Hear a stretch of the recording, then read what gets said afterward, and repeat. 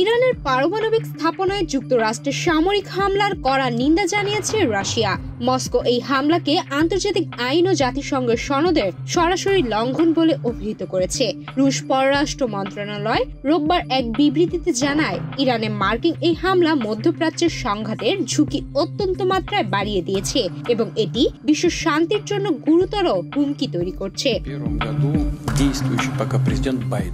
রুশ পররাষ্ট্র মন্ত্রণালয়ের বিবৃতিতে বলা হয়, যে কোনো যুক্তিই দেখানো হোক না কেন, একটি স্বাধীন ও সার্বভৌম দেশের ভূখণ্ডে ক্ষেপণাস্ত্র ও বোমা বর্ষণ আন্তর্জাতিক আইন, জাতিসংঘের সনদ এবং নিরাপত্তা পরিষদের প্রস্তাবনার চরম লঙ্ঘন।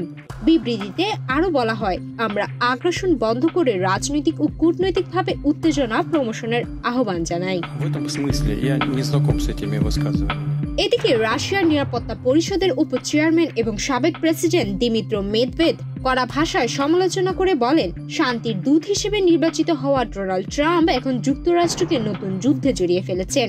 নিজের ইনস্টাগ্রাম চ্যানেলে দেওয়া এক বিবৃতিতে তিনি বলেন, এই ধরনের সাফল্য নিয়ে ট্রাম্প শান্তিতে নোবেল জিততে পারবেন না।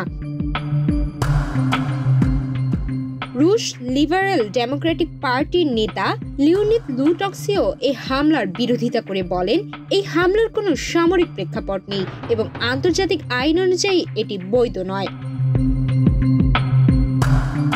স্টেট দুমার আন্তর্জাতিক সম্পর্ক কমিটির প্রধান লিওনিদ আরও বলেন, এই উত্তেজনার ফল শুধু মধ্যপ্রাচ্যই সীমাবদ্ধ থাকবে না। ওয়াশিংটন জানে তেহরানের পাল্টা জবাব আসবেই। এমন অবস্থা বিশ্বকে আরও এক ধাপ সংঘাতের দিকে ঠেলে দিচ্ছে এবং তৃতীয় বিশ্বযুদ্ধের আশঙ্কা বাড়িয়ে তুলেছে।